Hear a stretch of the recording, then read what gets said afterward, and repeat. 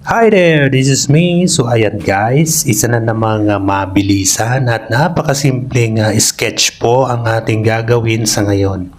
Ito po ay isang hayop na kung saan siya ay lumalangoy. Ayan. Ito po ay isang dolphin. Ayan, tama po ang inyong narinig. Ito ay isang dolphin. Ang dolphin po kasi pwede rin naman nating alagaan at pwede rin naman hindi. Ayan. Lalong-lalo na kung nagmula pa lang siya sa pagkabata. Ayan, pwede natin siyang alagaan. Magiging maamo siya sa atin sa pagdating ng panahon. Ayan.